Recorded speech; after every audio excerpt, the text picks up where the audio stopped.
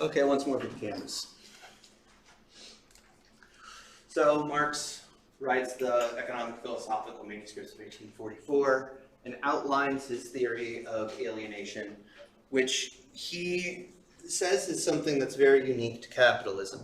This isn't a labor relation that we have under feudalism or even under the Roman master-slave societies.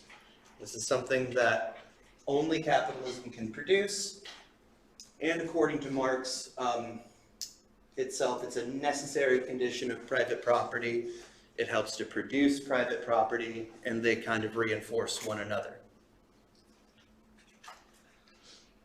And this is because the exchange system does not value a craft. Right? Something that we kind of glossed over last time is that under feudalism, you would be born into whatever social caste you were born into, right? And your family would be carpenters or butchers or cobblers or what have you. And from the age of 5, you would start learning this craft. You would be an apprentice for like 20 years.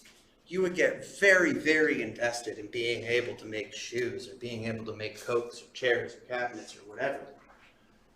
And this is kind of where Marx's theory of sort of species being comes in, right? As bad as feudalism was, at the very least, under feudalism, people were able to specialize in a trade and specialize in it creatively. The downside of that is it's really slow, right? Trying to order something custom, order something handmade, we all know that takes a while, even with modern machinery, let alone under, feudal hand tools. So Marx says that our labor begins to get estranged under capitalism.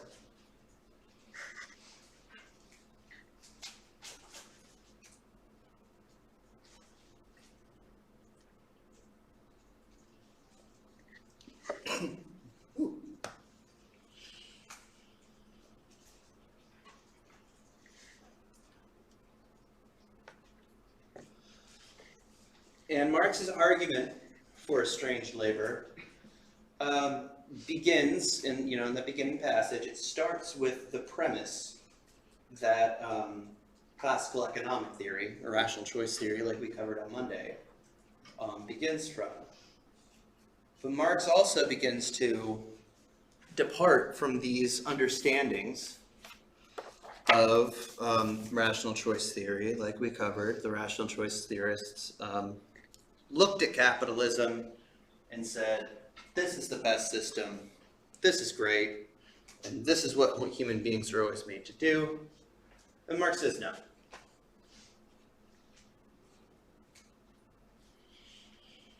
He says that you're abstracting the material fact, right? You don't want to address what's actually happening under capitalism.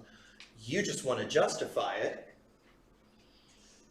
And the logic that capitalism is human nature, it's completely circular. This is where he begins his estranged labor argument. This is where he begins his wage labor argument. Capitalism is the best system. Why is capitalism the best system? Because we're designed to do it. Well, why are we designed to do it? Well, because capitalism is the best system.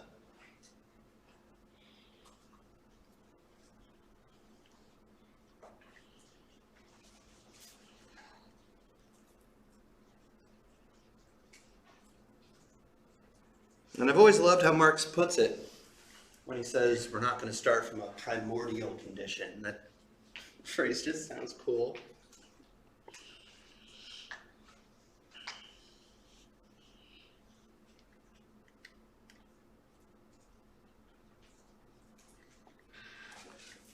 And the next step in his argument about alienation.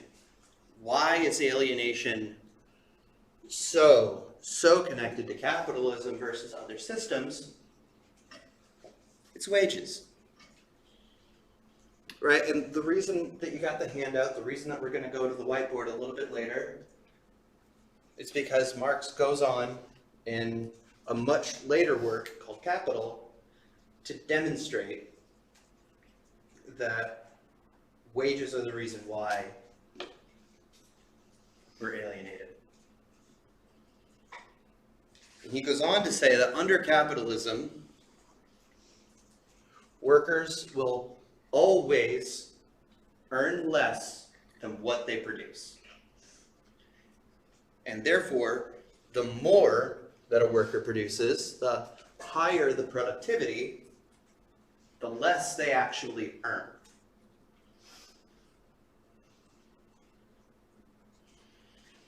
Right, and this kind of makes sense. It doesn't look like an inverse relationship up here,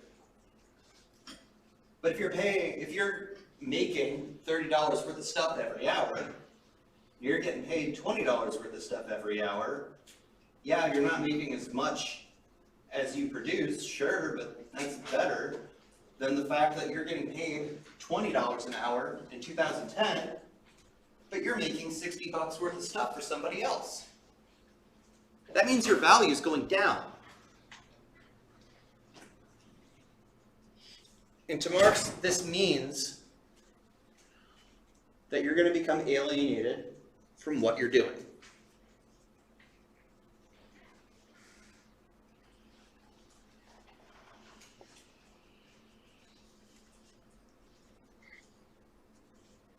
Right? You are incentivized. Marx would even go so far as to say forced to make as much as possible in the time that you're at work. Has anyone here ever worked in a restaurant for a long time? What's that old chestnut? If you can lean, you can clean. Yeah. There's no reason to stop moving. It doesn't matter if I would eat cheesecake off of the floor, they want me to clean it again. Because I want your productivity to go up. Right?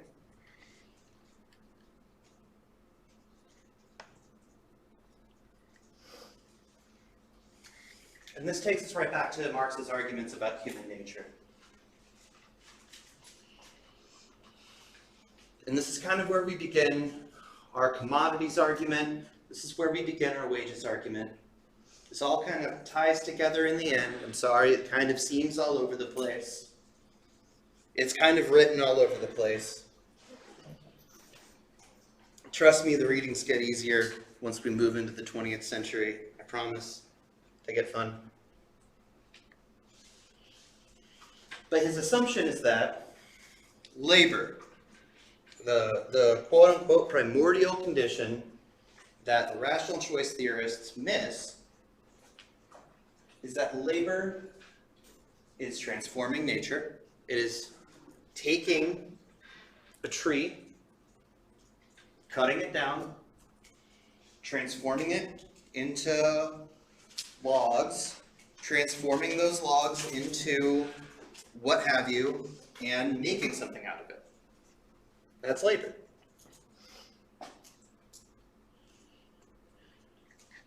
And Marx goes on to argue that since all labor must come from nature, labor is pretty obviously our means of life. It's how we survive. We build shelter out of nature. We eat nature.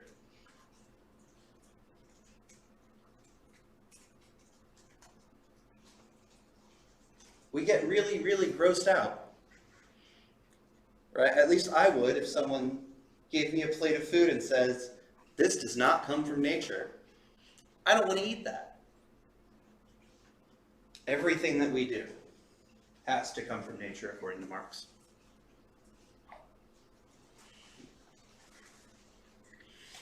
And therefore, there should be, ideally, a synthesis, right, between our human life, our human activity, and the nature that it comes from.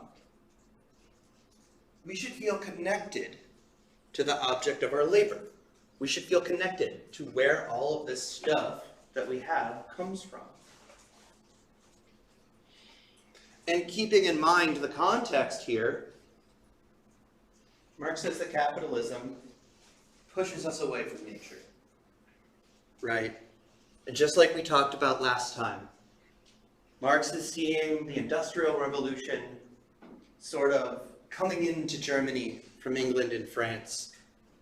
Farmlands are being torn up and turned into factories, billowing coal smoke, right? The nature that he grew up seeing is vanishing.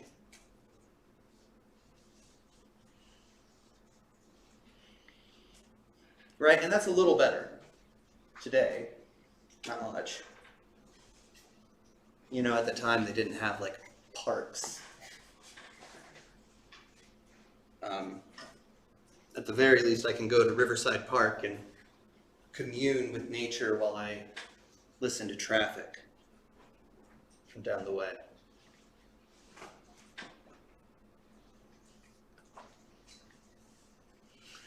And so this brings us to the types of alienation.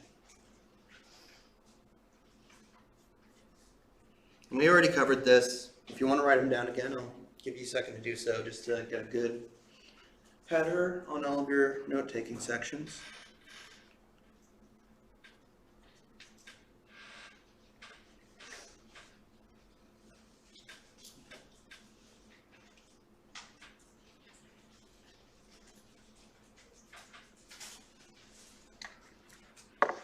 And does anybody have any questions before we move into the types of alienation, now that we've kind of set up the argument?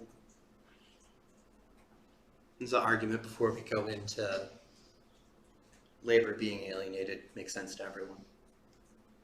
It's a lot of the stuff we covered on Monday. So.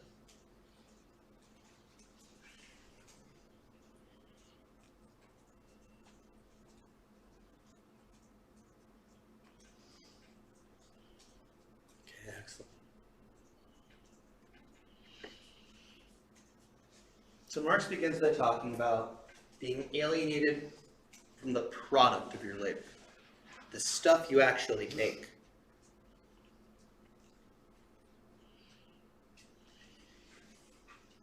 And keeping in mind that under capitalism, we are incentivized to produce more than we ever have before, right? More, way, way more than we were producing under feudalism. But the more that you produce, the more of yourself that you're putting into labor, the more distant you become from that product. And this is especially true when it comes to the fact that we are not trading our labor in kind, right? We are trading our labor for money. As Marx would say, since workers don't own the means of production, the only thing that a worker has left to sell is labor. So we're selling our labor in return for money, which alienates us from the product because we have no vested interest in what we're doing. We're only doing it for cash. So our labor no longer satisfies our needs, not our immediate needs, not our luxury needs. Marx explicitly says that it doesn't make a difference, right? You know, we don't go out into a field and create our own food. We go to the Funko Pop factory and we churn out Funko Pops and we use that money to buy food. Or sometimes, as pictured, we just work in a food factory, right? But I have a feeling that if I snatched a handful of those burgers off of that conveyor belt, I would get in trouble. Restaurant people, did you have to pay for your meals? Every one of you? Were you front of house or back of house? Depended on how many people came to work. Yeah. Yeah, see, I was back of house. They wouldn't let me in the front. No, no way. I'm not good enough with people. So sometimes I got free food, but isn't it? Think of how insane that is, right? You spend all day making pizzas or burgers or tacos or whatever, and they make money off the pizzas and burgers and tacos or whatever that you make, and they can't even give it to you. Right? This is what he's talking about. Your product doesn't matter. It's only a means to exchange it for something that you actually need or want.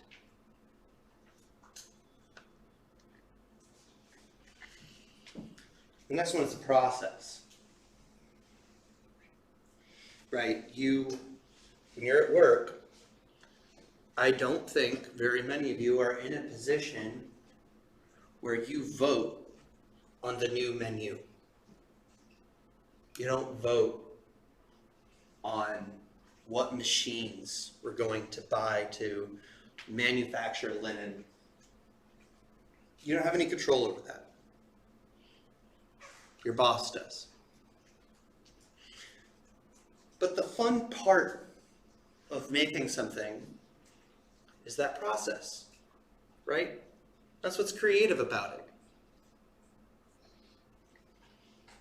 When you cook at home, you have the opportunity to experiment with different spices, different temperatures, new approaches, new recipes, new ideas.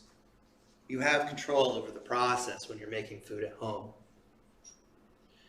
When you're in a restaurant, you have a menu, right? You have a set number of things that you're allowed to make and that you're allowed to serve, and every one of them has to be identical. Unless it's like a steak that's ordered, rare to well.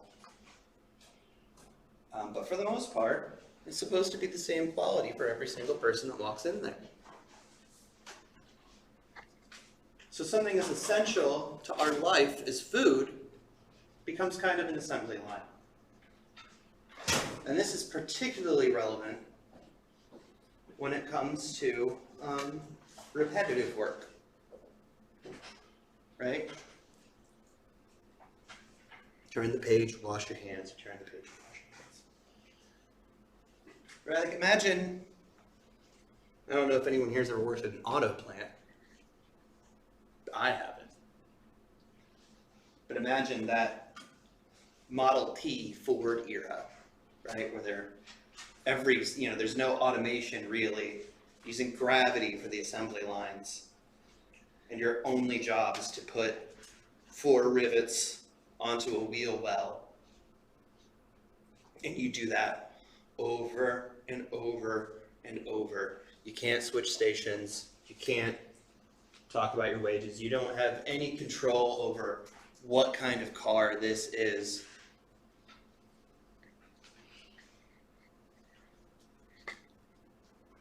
Right, imagine working at the Ford factory when they were making the Pinto, knowing that thing was going to explode if it got rear-ended. And not being able to say, we should make a car that does not explode. Can't do that. You don't have any control over the process.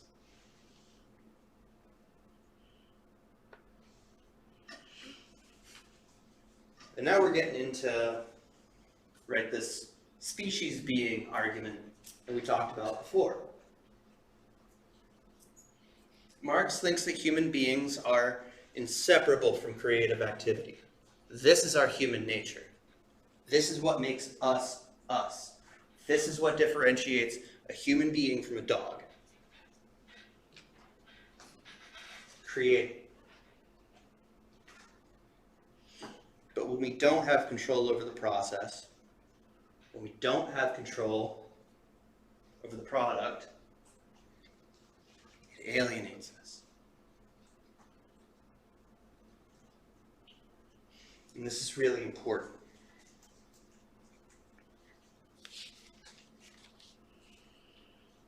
Because we've always made a surplus, remember? Always, since the dawn of time. So, If we've always made this surplus, what did we do after we made the surplus? Right?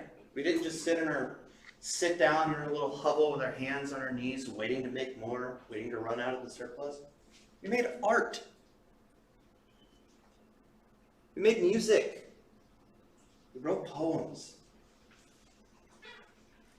Because that's what we're made to do.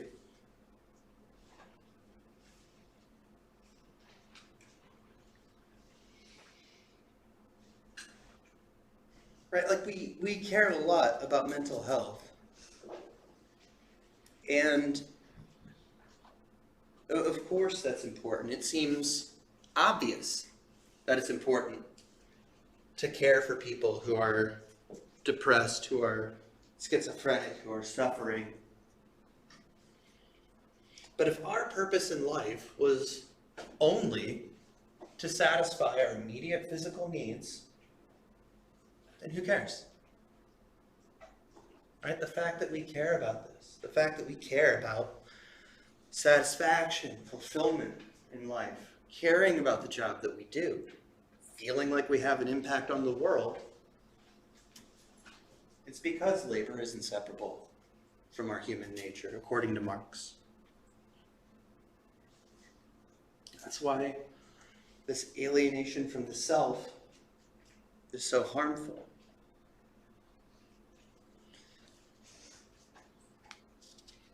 Right?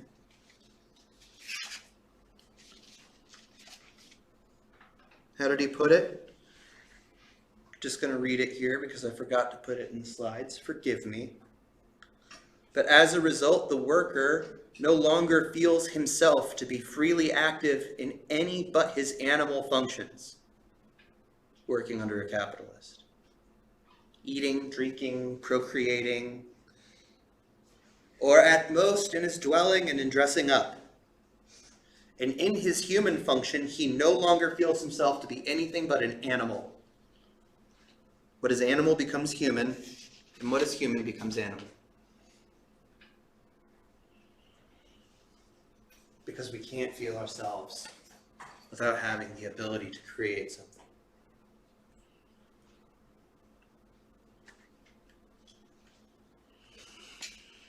And it logically follows that if you're distant from yourself as a species being, if you are all torn up inside because you can't emotionally get that satisfaction from your job, from your work, then you can't be close to others.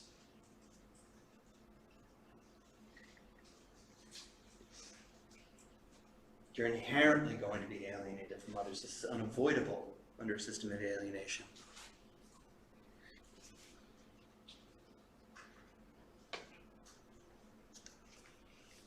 Right? We all like most of our coworkers, right? Until they won't switch shifts with you. Right? How much you like your coworkers kind of depends on how hard they make your job. Beyond that, you don't really care about them. Not much. Unless, of course, you leave work. Because when you're at work, it's just a pure exchange relationship.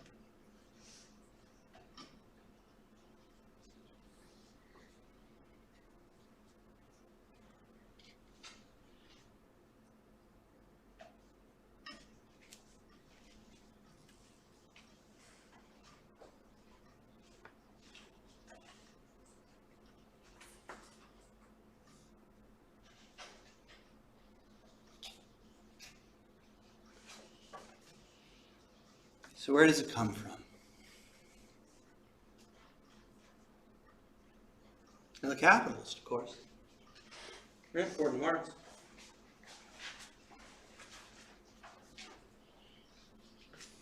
He keeps saying in Estranged Labor that labor is external to the worker. It is a force acting on the worker. It's not something that the worker participates in.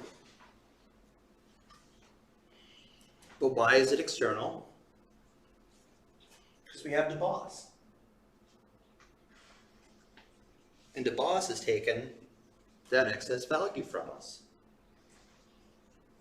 And we're going to demonstrate this mathematically. I'm so sorry that I had to doing math in the second week. It will never happen again. I promise.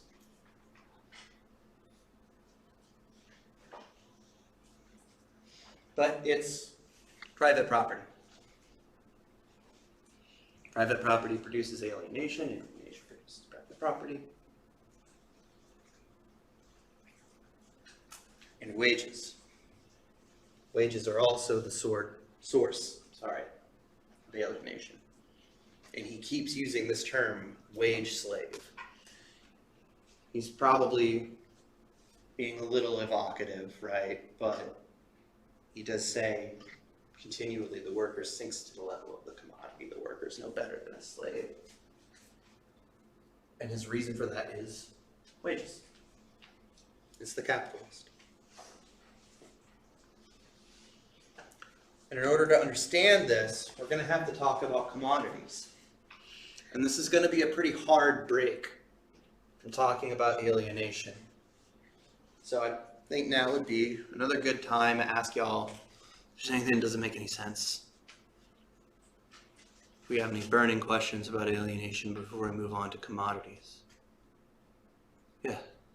So is Marx just like arguing for going back to like a barter system with a wage, and then like everyone's like specializing in something, because then you have the creativity to do everything, you would be alienated from your working process, and it seemed that the compensation for wages isn't enough under the system. Is that kind of what he's arguing for in a sense? Because you would still need to be doing all this stuff under communism, even if everyone owns it. It's hard to. That's a very good point and a very good argument. And what Marx would kind of say, and again, this is one of those issues where he doesn't talk about the future that much. And we're going to go into some of the forms of value here. He wouldn't say a strict barter. He wouldn't say everyone's just trading everything. Keep in mind that to Marx, every system from before brings advantages into the next one. And one really, really nice advantage of capitalism, it's not wages, but money, right? There's a difference between wages and money that we're going to be getting into. Money is really, really, really good at quantifying stuff that we otherwise can't quantify. So I don't think that Marx would say get rid of money necessarily. So it wouldn't necessarily have to be a full barter. You see, like he doesn't talk about it that much, but there's a lot of potential when it's not commodity to commodity, right? When you bring money into the picture. I think the shortest way to put it would be getting paid the full value of your labor, not less, which is something we're going to be spending the rest of the time on, and I'll follow up with you and see if it answers your question. Anyone else? We got 40 minutes. Right on. So, we're going to talk about commodities here. And I feel like the language, this is something that doesn't hold up very well in the 21st century, because when I think of a commodity, I think of something that's a luxury, right? Like a Grogu Funko Pop. But that's not necessarily the case. To Marx, a commodity is anything that both fulfills a human need and has been transformed by labor to satisfy a need. And he doesn't care what kind of need it is, right? Food is a need, Funko Pops are a need, gold watches. You better believe this shirt was a need. I got this for like $1.50 a pound at St. Vincent de Paul. I needed it. He doesn't care. They're both the same. They're both subject to the same economic rules. The main element here is that it's been transformed by labor.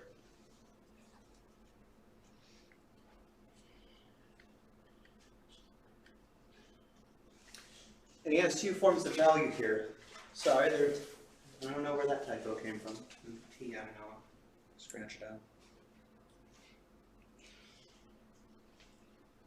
Now, the important thing with what a commodity is in understanding these forms of value is a commodity's capacity to be traded. So a good example of this is air. And we'll go with the air example as we go through these forms of value. So we have use value, the utility of an object, how much you need an object, right?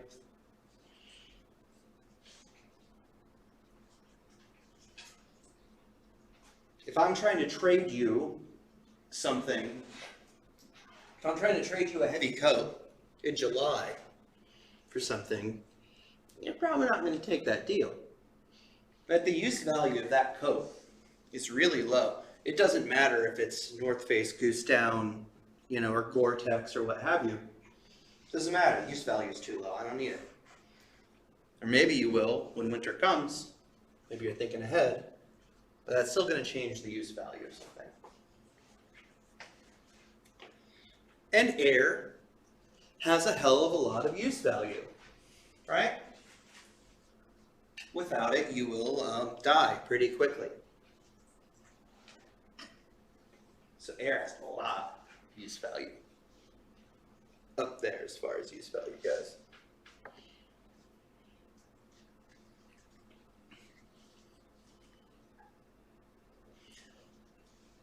The other basic form of value is exchange value. And this is where we're getting into some of the quantitative money stuff, right? This is where we're starting this argument. Right? Exchange value is just the rate that you can exchange something for. Money. Right? Some sort of standard by which we can value something. And exchange value doesn't necessarily mean price. We're going to try to demonstrate that. But it does mean the cost of something, right? And this is really useful. This is why money is so useful, right? Potatoes are going to have X subjective use value based on whatever's going on in your life. And matches are going to have Y use value based on whatever's going on in your life, however much you need matches at any given moment. It's going to be really hard to weigh the use value of these two things because it's going to change constantly. It's going to change from person to person, yada, yada, yada. But when we have an exchange value, when we can say, well, okay, 20 matches is worth X amount of money, and with X amount of money I can buy Y amount of potatoes, that gets a little bit easier.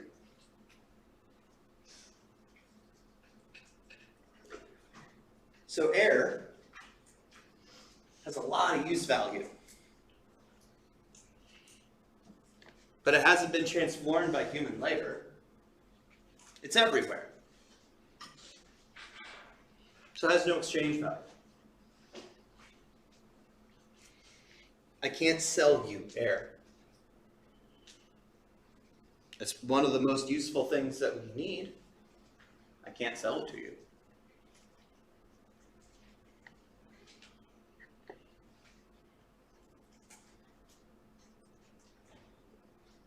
And similarly, as we're going to demonstrate, money, counterintuitively, has zero use value. None. Because money is the means of exchange.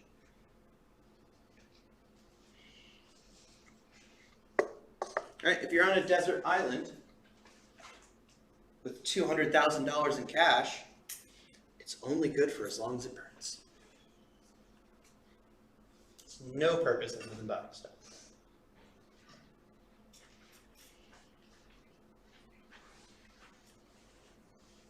And then here's the punchline. Surplus value. After something is sold, under capitalism, we have profit. Right, according to Marx, the way that the system works is that you sell a good at a higher exchange value than the cost of production. And under capitalism, the capitalist, by virtue of owning the means of production, by virtue of owning the restaurant, owning the burgers, they get the surplus value. You don't.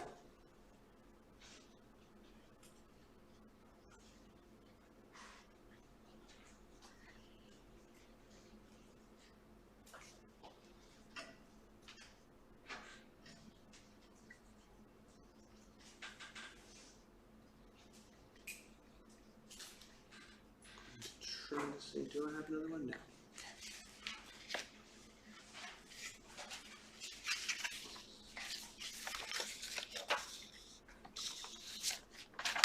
This is where we're going to start getting into that general formula for capital.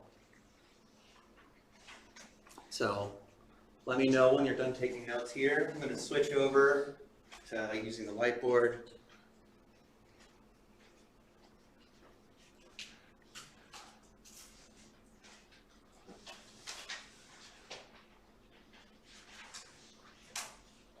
Let me know if you have any other questions before we go into making you do math. I'm sorry.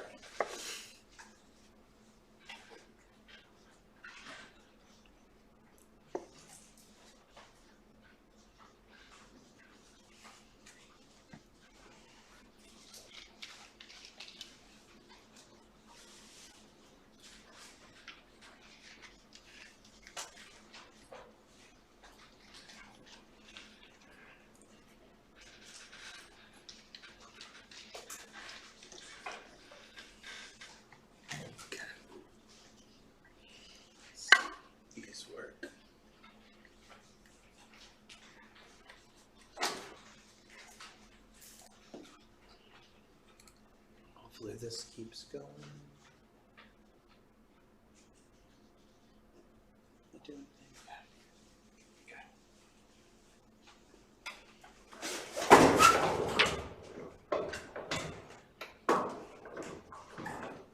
Hey.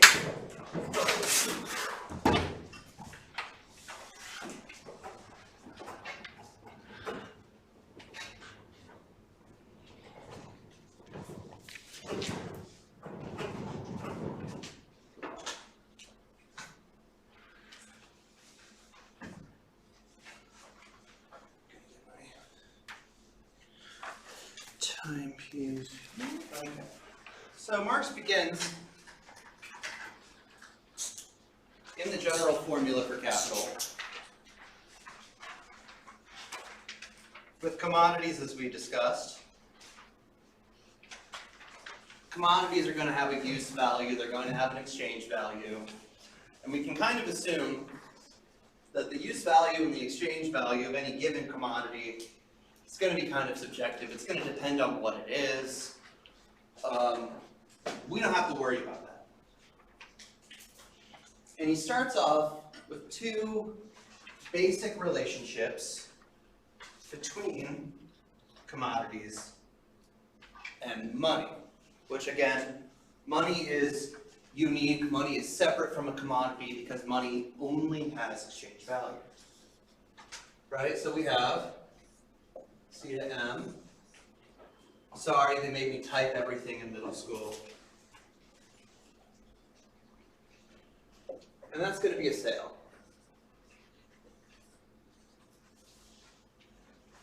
And then we have MC.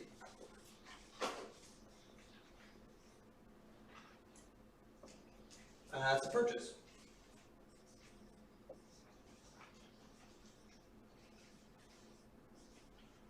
Right? Makes sense. You use money to buy a commodity. You take a commodity, you turn it into money, sell it.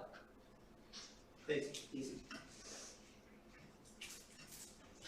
And then going to your question, he starts his argument with trade. He starts his argument with bartering. We go from a commodity to money to another commodity.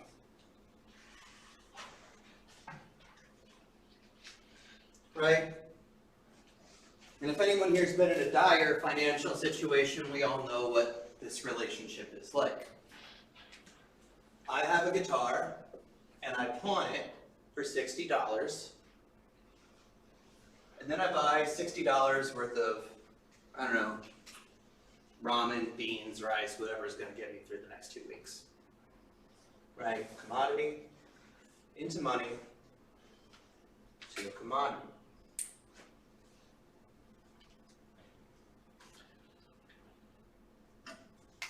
Even though these are dashes, I don't want it to be too confusing, we can also say, right, equals.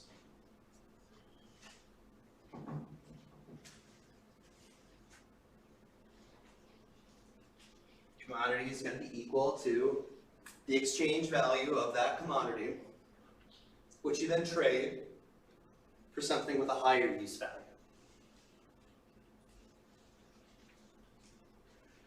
And in the general formula for capital, Marx even goes so far as to say, you don't need it.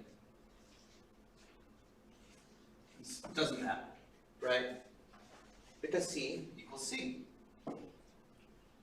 As far as exchange value is concerned, the exchange value is irrelevant because the use value of this commodity is lower than the use value of this commodity. Because it's always changing, it's in flux, it depends on your needs.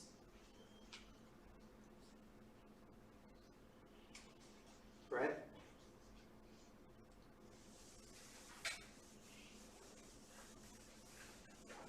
But then, he says, what about the reverse? We start with money. We buy commodities, and then we exchange that for money.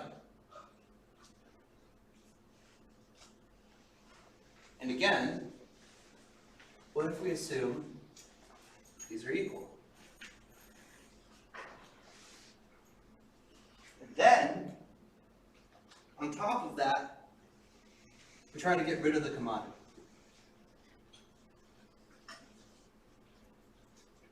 And Marx says no. That's impossible. We can't do that. Anyone know why? Why can't we do this? Because of the surplus value? Close, yes. I mean, yes. That's where we're going. But, yeah, this doesn't make any sense, right? You want me to take my cold hard cash and put it into the stock market. Say I put in $2,000, right? And I put that into, I don't know, Apple.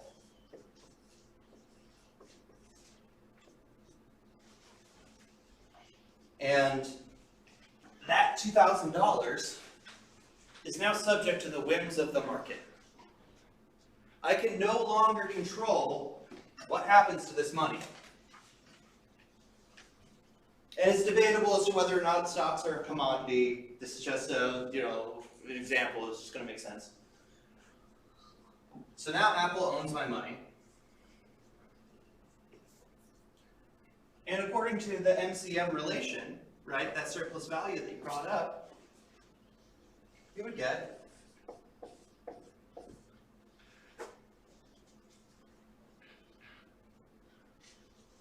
why would I do that?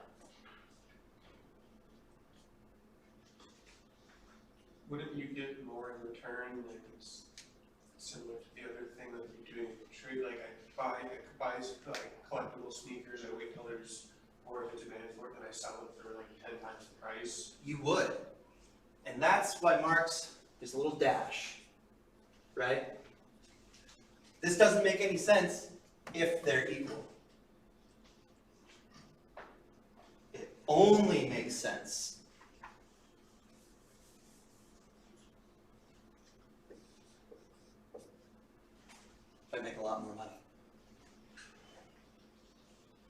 right?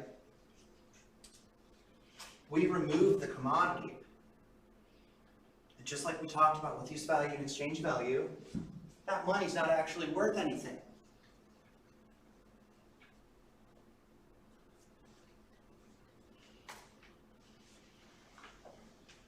And I'm not going to expect this bit to be on an exam, mostly because I don't want to mess with alt codes and making anyone type it.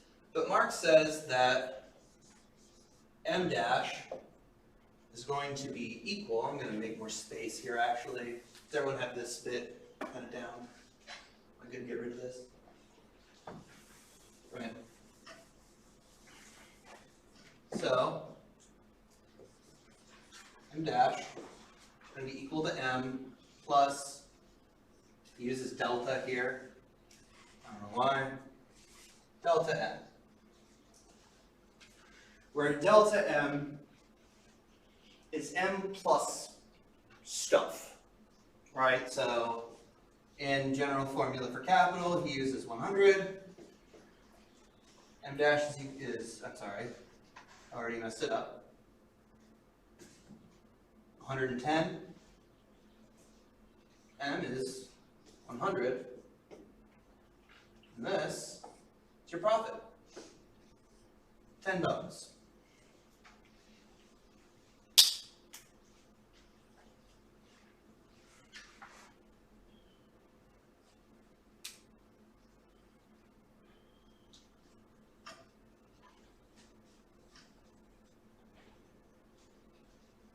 But here's another punchline for you. What does Marx keep saying the worker is?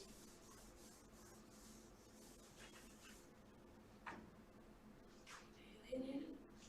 Not just alienated, Estranged. Commodity. commodity.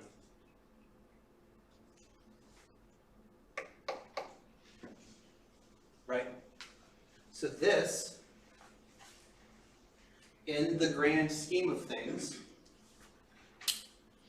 capitalist has capital. The capitalist has money. Right? They inject this money into producing commodities. And this is going to cover, you know, production costs, utilities, rent, wages. And this is where Marx is saying it is impossible to be paid as much as you produce for a capitalist.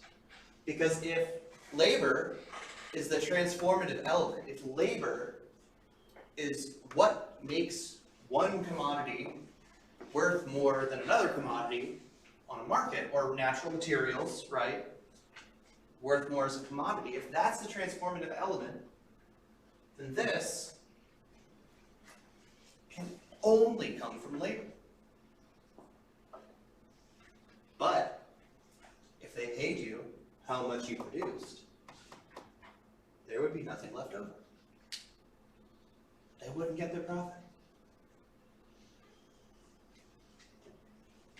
To Marx, these are inseparable, because labor is what makes a commodity a commodity. Without that labor, you got nothing, right? You're back to this impossible equation, which doesn't make any sense. You need someone to transform this for you, and if you're going to maximize that profit, you need a lot of people doing a lot of transforming, right? You want to keep those wages as low as possible to make M dash as high as possible. Wages go up, M dash goes down. Because the source of all of this is labor. The worker is a commodity. The worker is for sale on the marketplace. And this is where he thinks capital comes from. This is where profit comes from. And this is how, according to Marx, the entire system works. All right, and I have some, I mean, we all have some experience with this, right? We all work.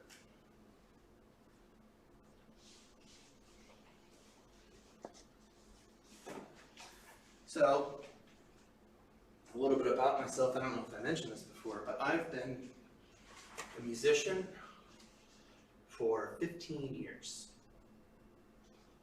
And once upon a time, I was in a band. And our singer went ahead, he invested in a screen printing rig. I actually think it was a gift. So he had a screen printer. And he rented his own apartment. The apartment had a big warehouse in the back. Had a conveyor belt thing to heat up the shirts, right? Big screen sink, chemicals. Sure, we all own a couple of band t-shirts. Your basic Gildan band t-shirt that you're likely to get at a show. I looked it up today, so unless there's been inflation in the last hour, Gildan shirts cost $2.09 a shirt. Yeah. If you go with Bella Canvas, which is what I prefer, it's about $3 a shirt. Chemicals, pennies. Right, you got a vat of them. Per shirt, pennies. Labor, well, we did the labor, right? So I guess we get to pay ourselves. We're a little less alienated. But yeah, cleaning up, the screen is good for like 6 months. Right, so long as you don't need to make another shirt, you've got that screen as long as you've got it. You just spray it off, wash it off with some chemicals, print a new screen on there, get it on the rig, push it down, run it through the conveyor belt. A couple hours to make a good stack of 50. We sold those for $20. People bought them because they don't know no better. Still buy band shirts, right? Especially from local bands. Don't, steal your Rolling Stones shirts. But pay the local bands, please. They deserve it. But that's how it all works, right? Turned, what? $3, $4? Turn that into $20 per shirt, selling out, $50. I'm not going to make us do any more math than we've already done, right? But that's where the surplus value comes from. That's when we're the capitalists. And just like I mentioned on Monday,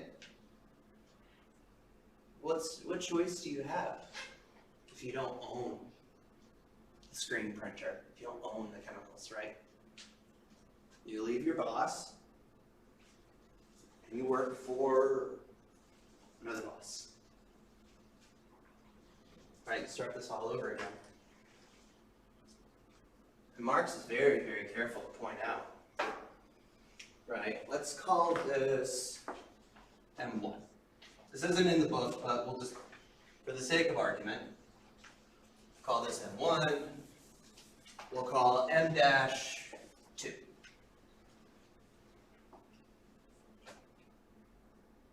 Doesn't end there. How could it, right?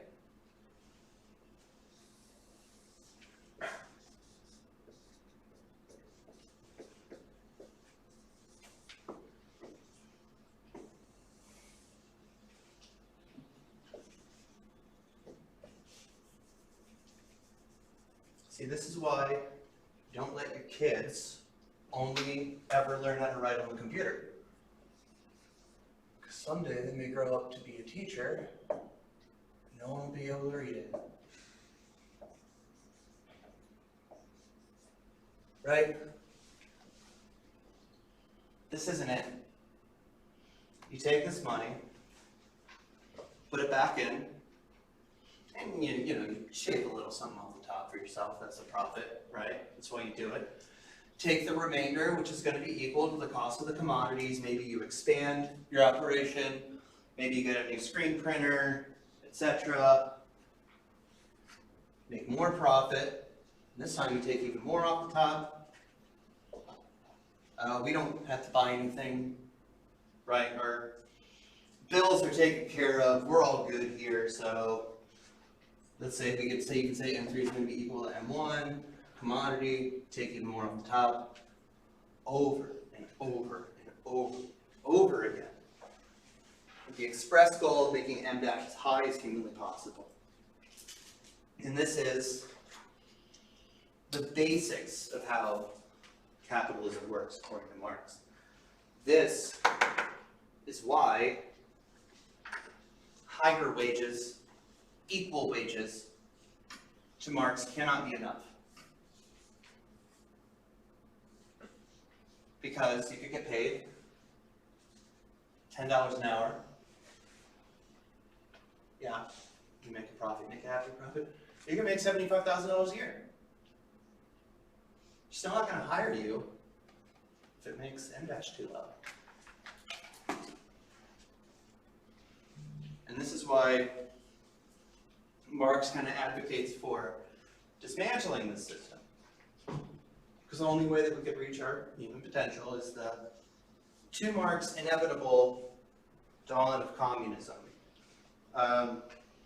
And there's kind of two schools of thought that he has in his life on this. One is that, you know, the young Marx, the 20-year-old firebrand, drunk every day, getting in fights. That Marx would say armed revolution. Later on, just like he kind of says, just like we covered on Monday, you know, the older Marx kind of thinks that that's not going to be the case. Because if they're trying to keep wages as low as possible, no one can buy the stuff, right? If they're trying to make commodities as cheap as possible, they're going to try to automate everything, which is kind of what we're seeing. So, more automation, less jobs, lower wages. Eventually, it could just collapse on its own. People say, I don't have enough to eat. You're not going to pay me for it. I'm going to go to the factory anyway. I'm going to go down into the burger mines and get me a burger. I'm hungry. Perhaps a club sandwich or an au jus. So I think that kind of wraps up about everything that I had to say on the general formula for capital. We got about 10 minutes left. So, do we have any questions on the general formula for capital before we've got some more general discussion questions?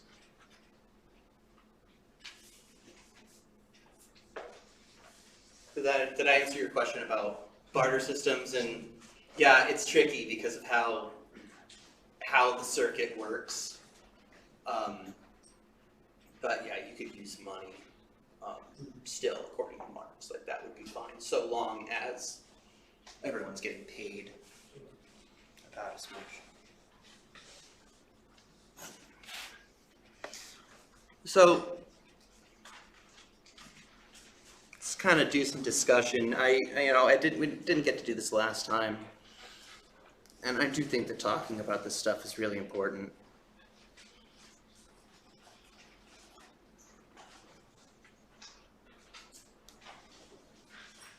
So, do we think that this holds up now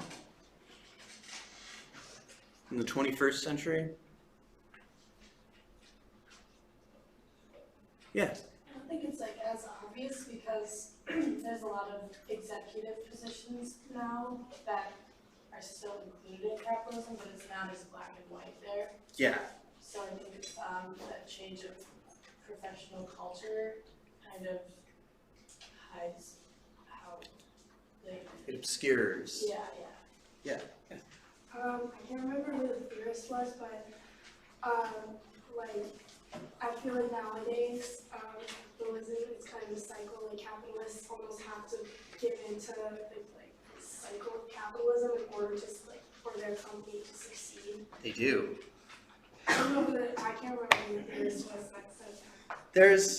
There's a couple. Marx actually talks about this. Yeah, we didn't cover it.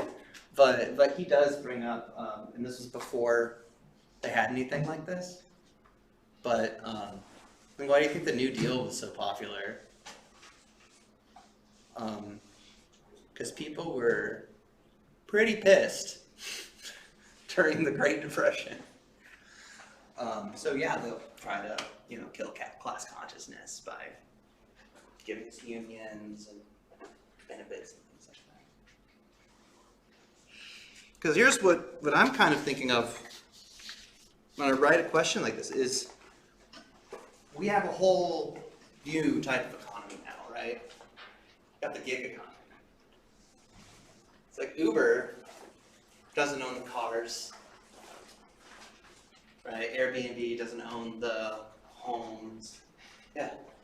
I feel like the whole white collar jobs sector also is very different from what Marx was talking about. He focused a lot on blue collar work and factory and repetition like that. Yeah, it is. And what white collar work is essentially doing is it's hard to define sometimes what commodity they're actually providing. So it's more just you're somehow putting labor in here and just making money. Yeah. You're not really putting money into the system, it's just the creation of money somehow. Yeah, which is, I don't know,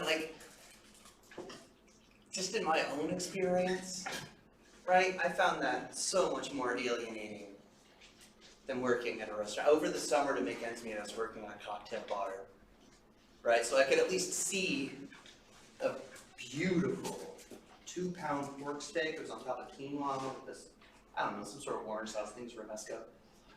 I can see that going out, right? I used to work at the phone center of a credit union. What value am I possibly producing by getting yelled at about overdraft fees, right? Like, I had a guy spend $2,000 at the casino on Christmas Eve and called me to yell about it.